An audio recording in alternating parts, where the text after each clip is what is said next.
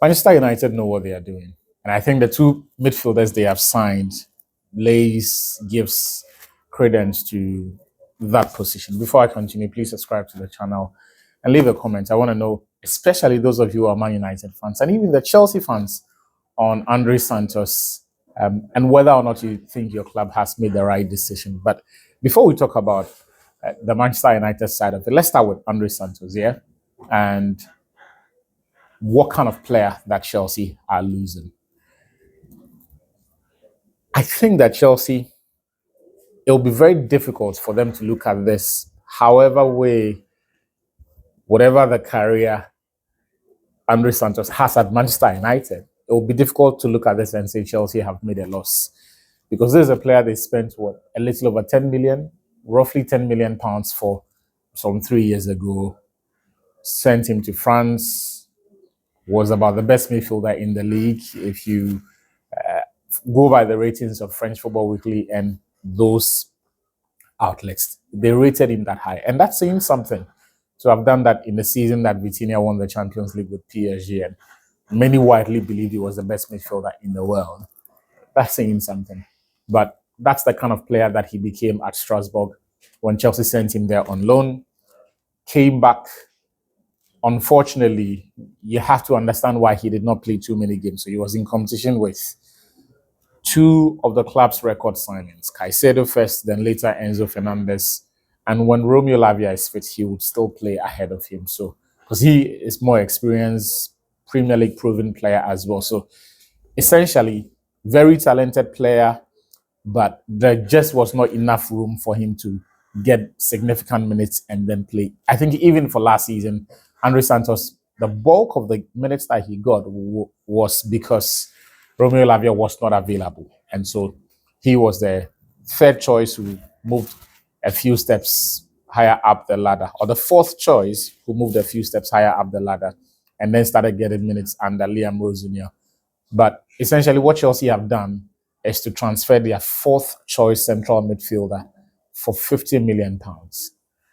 48 million of that upfront. If that's not good business, I don't know what that is. So while I understand why Chelsea fans are a bit disappointed that he has been moved on, this was the situation.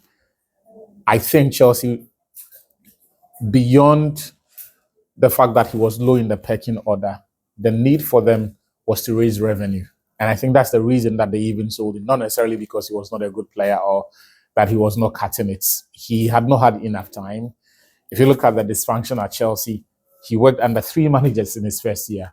Liam Rosenior, then the caretaker. Before Rosenior and the caretaker, Enzo Maresca was the head coach. So there's that, right? But they were in a position where they needed to move on players and raise revenue. And at that point, some of the sellable assets they had was Andre Santos, and so they moved him on. For the player himself, I don't know if Manchester United is a great move for him.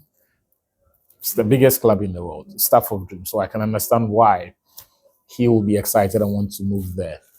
But I think if you look back to the season he had in France at Strasbourg and what is happening now, I think it's fair to say that he's taking a few steps back because he was captain at Strasbourg, was starting games in Ligue 1, I think was part of the team of the season in that year or so, but ended that campaign as one of the best midfielders in France and one of the best in Europe, if you wanted to stretch it that far.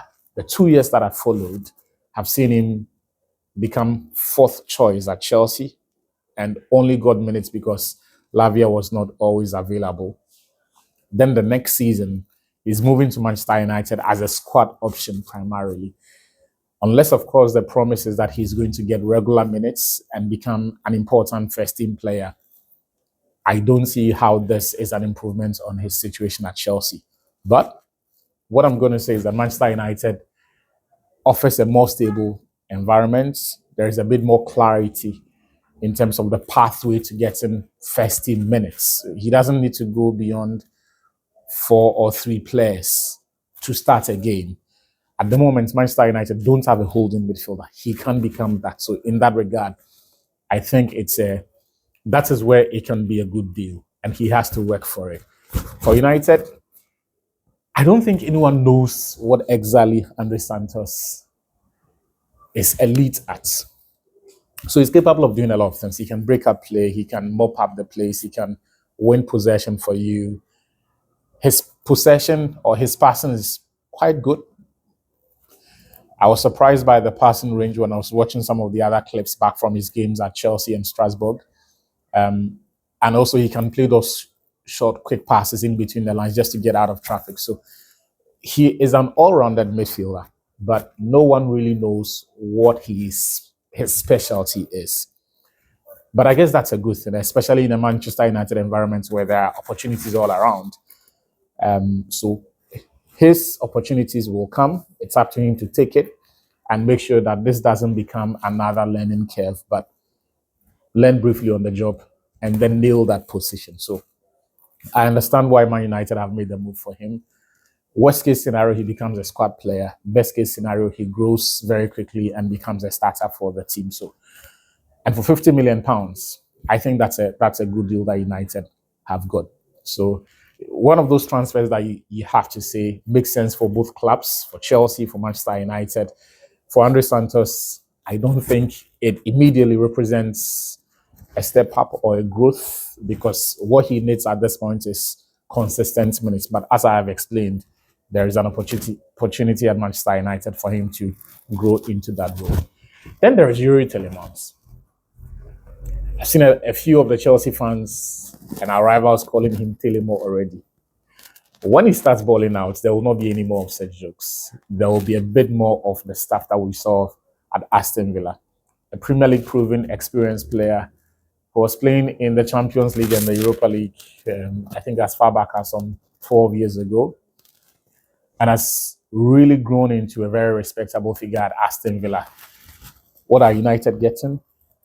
Again, can do bits and pieces of everything your central midfielder is supposed to, but mostly in an attacking sense. So in the second phase of the build-up, he can speed up play. He can find teammates in the pockets.